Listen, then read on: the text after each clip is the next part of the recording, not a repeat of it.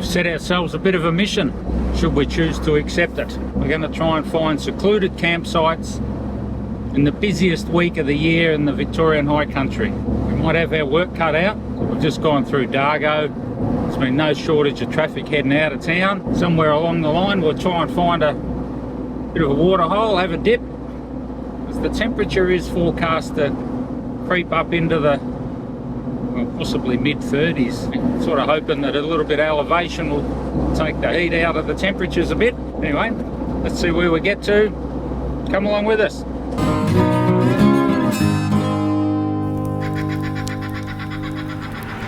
So the plan is to take in some of the iconic tracks, possibly some iconic campsites. I suspect the iconic ones won't be secluded, but you just never know. So we're heading out of Dargo now. We're going to head up on High Plains Road. Got a bit of a trek ahead of us actually, probably an hour or more. We're going to head down King Spur. Down into Mayford is the plan. And en route we'll try and dodge the traffic. Given the fine weather, going to try and have a high elevation camp somewhere with a bit of a view. That'd be good this time of the year. There's no real fronts coming through that blow us away. Yeah, we're going to poke out onto Blue Rag is the plan. Oh, brekkie burger's starting to take effect. Dargo General Store brekkie burger. Go down pretty well. Well, we might poke along Basalt North, back through the Red Caboose. There's a new hut there I've heard, so we'll go and check that out. Shelter. Down Basalt South, down into the Crooked River. And then suspect Talbotville won't be secluded or isolated, lonely. We'll find somewhere along the river there to camp on our own. Swimming hole along there somewhere would be handy as well. Anyway, we'll start to grind up the hill, hop it back a gear and just plod along. Those familiar with it, climbing out of Dargo, heading north on the High Plains Road there, you can hear the fans kicking in probably. It's a fair hike, fair climb. So I just knock it back into use the splitter and knock it back into the half gear. Just gets the revs up slightly higher, stops it labouring too much. High range. Yeah, even now it's only 25 degrees, but you can hear that fan kicking in. Plenty of air coming through the cooling system. Just those slightly higher revs make it a bit easier. Once you get off that bitumen, it gets a bit rough very quickly. Not sure at this stage whether it's just the Wellington Shire section or it's the whole lot, but certainly a bit rugged. I suspect most people, just like us, have got to this point and they haven't actually aired down. So we'll pull over. I know a little spot just up here. We'll pull over and drop a bit of air out of the tyres.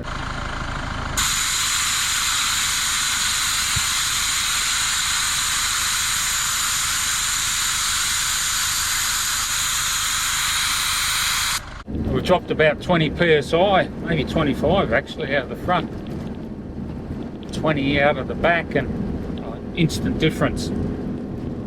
It just transforms the ride. 25 at the front and 28 at the back now. It's just a different ride altogether. We just ducked off the High Plains Road there into London's Hut.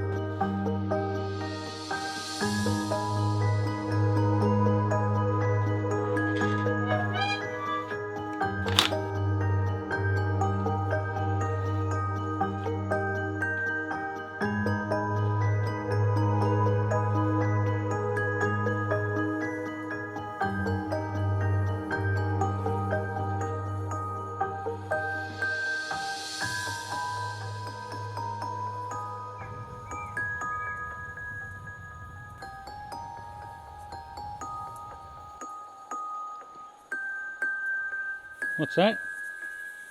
A loo with a view. Or a loo where you're on view. It's a bit of a site that dates back to the gold mining days, about 1870s or thereabouts. I don't think the hut goes back that far, but there were certainly buildings and shanties in there that far back. Interesting story, but great little hut. I've never been in there before, which is a little bit surprising. It is private property, which is quite interesting in its own right, because it's a 1 acre site smack bang in the middle of the state forest. It's a little bit unique up this part of the world. But a great hut, fantastic little hut actually. It certainly give you a refuge if you're in the area, and it was inclement weather. It's 1300 metres ish above sea level, so you know, get a bit of snow at the right time of the year. There's a bit of a sign in there that tells you about it and asks you to look after the place. It looks like for the most part people are looking after it. So that's only half a k off the road. I certainly can't count on one hand the number of times I've been along this road for various reasons, and I've never bothered to stop in and have a look. So never stop exploring, eh? Lanky Plain Hut, or CRB Hut, or Gaos Hut, built around 1960s by the Country Road Board when road resurfacing works were undertaken on the Dargo High Plains Road south of Lanky Plain. Although often attributed to the Gaos family, era of grazing in the High Country, pictorial references would suggest it does resemble the generic design of their huts. Incidentally, Don Gao is said to have led the first winter ascent of Mount Feathertop in 1888. Now we all know this is Victoria's second highest peak. Like so many of the High Country huts, this one has succumbed to the elements and maintenance challenges. In the summer of 2016 and 2017, members of the Victorian High Country Huts Association undertook remedial works to stabilise the hut following significant damage during the winter of 2016. If you have an interest in the preservation and restoration of the High Country huts, maybe consider getting involved. Contact the High Country Huts Association and see how you can help. So as suspected, it'd be hard to find solace or solitude this weekend. There's a fair crowd just near Lanky Plain Hut, and we haven't even got to Devil's Hollow yet.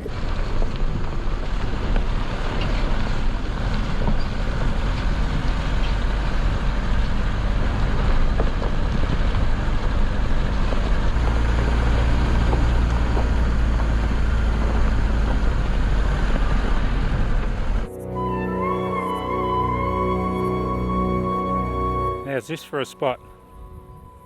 This is Devil's Hollow. You can see it right over here to Mount Hotham. It's in the plains back over here. It's just a bloody fantastic view on a day like today. Minimal cloud cover. It's an absolute ripper. It is tempting to pull up here and throw the swag up, but it's also tempting to wander down to the river and camp in the valley. So I think we're going to do that, and then we're looking for a high camp tomorrow. So this is one of the options. Pretty early in the day, so we'll probably keep going. What we find tomorrow, classic high country view. Some good camping along here. Gets a bit of a workout. There's lots of people camped here already. Just happens to be one of these sites that's empty. Awesome view, day like today. Check it out.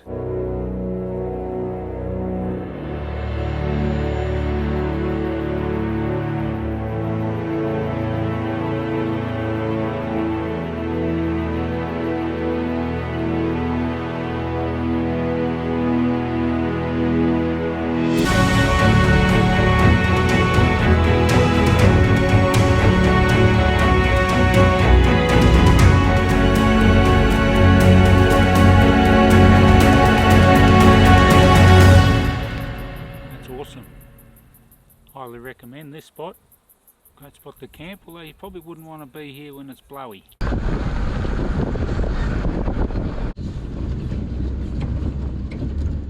Dust catches up with us every now and again. Yeah, I was going to say, we just probably have the windows open, but Going the wrong way.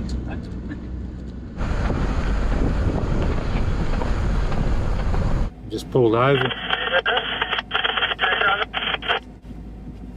Pulled over on this King Spur track. We've probably pushed in over halfway before it starts dropping off of any note.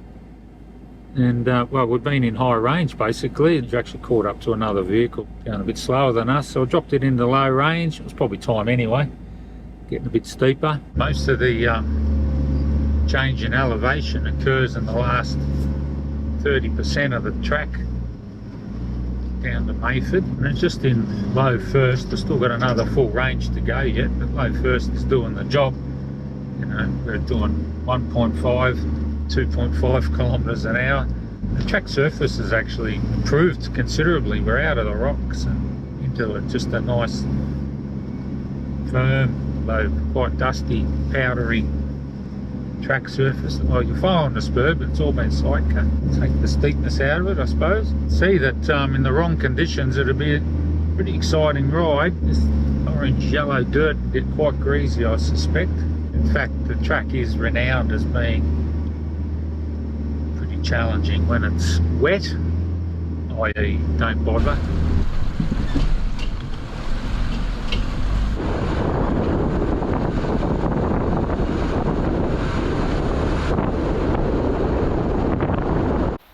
How's this for a site? We're down in Mayford, the old township site of Mayford. Goes back to the gold mining days. Yeah, we just found this cracking little spot on the banks of the Dargo River here. Great little spot. In fact, it's probably over waist deep there. I reckon we might be able to take the plunge, get the toes wet. There's a few people around, no surprise, but long weekend, but the closest ones are probably 400 metres that way, and oh well, maybe the same again the other way. Secluded spot. There's plenty of places down here to camp, so I reckon that's objective one met. Secluded campsite, long weekend, so it's New Year's Day. It's actually a public holiday, so we charge a premium for spots like this on a public holiday. Here we go. We might have to have a cup of tea and then go and avail ourselves to the nice cool waters of the Dargo River.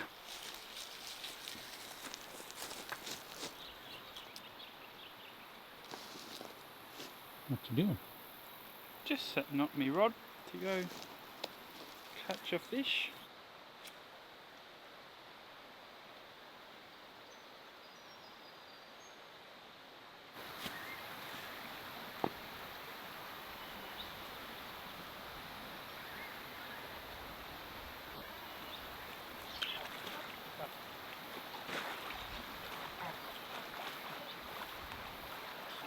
Oh! Oh, wow! Bit of current. I've spent my life practicing to do that, slowly coming together. I've always wanted to be able to do it. I suspect the water's actually not as cold as my mind thinks it is. Anyway, we did it!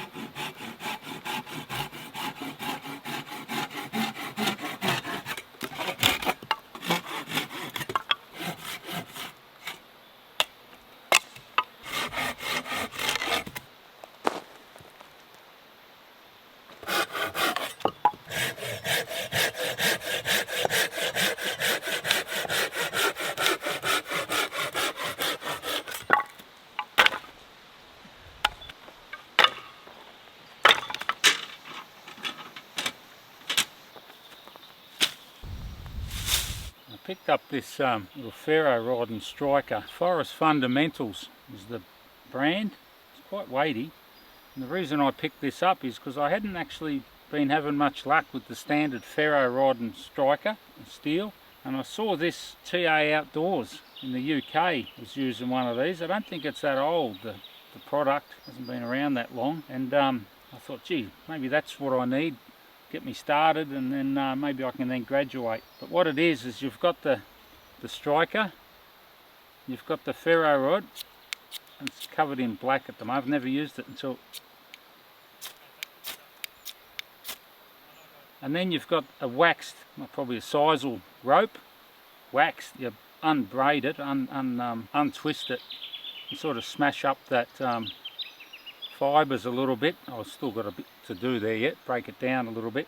But it's waxed, it's heavily waxed, the cord, and you set it up by all accounts. I've never used it. You can see I've just scratched for the first time the paint off the ferro rod, and you set it up so that you're scratching the striker into the fluffed up cord, and that'll catch on fire. You get a flame there, and you can sort of drag it out, put it under your tinder and get it going. And once you've got it going, you snuff it out by pulling it back through the hollow tube there. So I've never used it. As you can see, that was the first strike I've ever done on it. So let's give it a go. Apparently you sort of got to break that down nice and fine.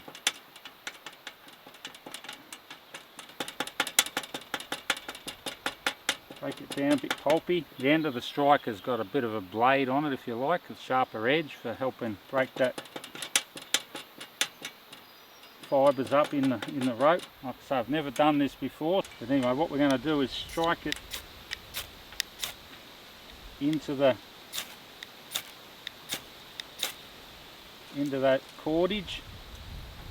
Probably a bit windy at the moment. There we go. Look at that.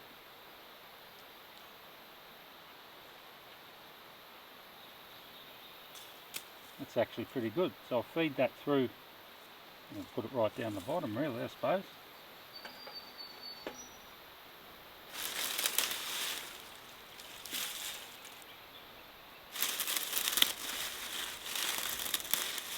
Once I get that fire going with a bit of tinder, this dry eucalypt leaves will take off very quickly. So once that's going, I can pull that out or snuff it out in there. There you go. I think it's working.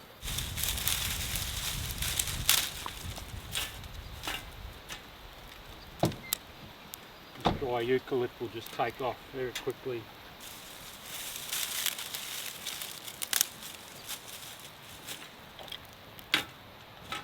Not quite the manicured fire I'd normally do, but don't need to, I suppose. We don't need much of a fire tonight because it's actually not a cold night at all, so it's just a cooking fire really. I'm going to call that a success. So it's a pretty simple array.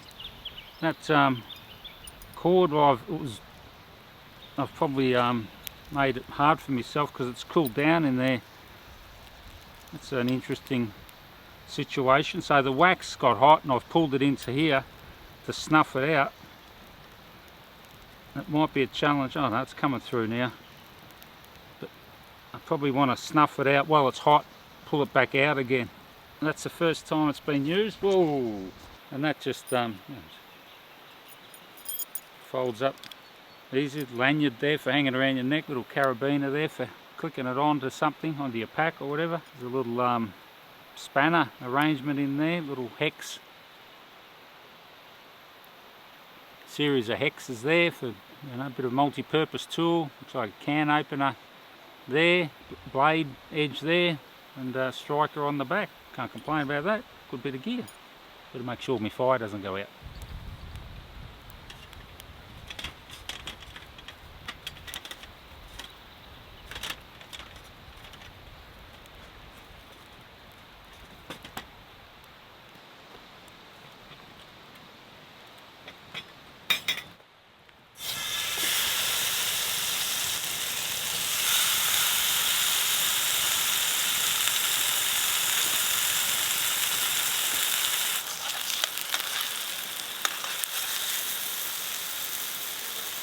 Porterhouse steak for dinner tonight. Some steamed veggies, pretty simple. Don't need to get gourmet all the time. Ooh, smells good too. Just been seasoned with a bit of salt and pepper, oil.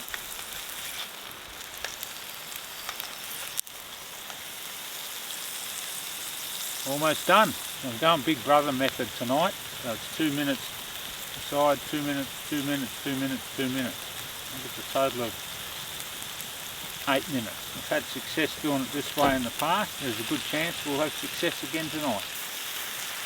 So that's a total of 8 minutes. 2 minutes, 2 minutes, 2 minutes, 2 minutes, 2 minutes. So we'll take that off and let it rest for a bit. And I reckon that'll be certainly some heat in it.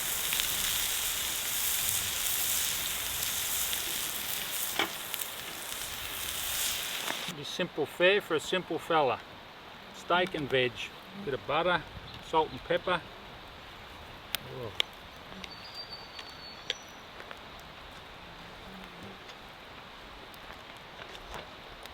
Tasty.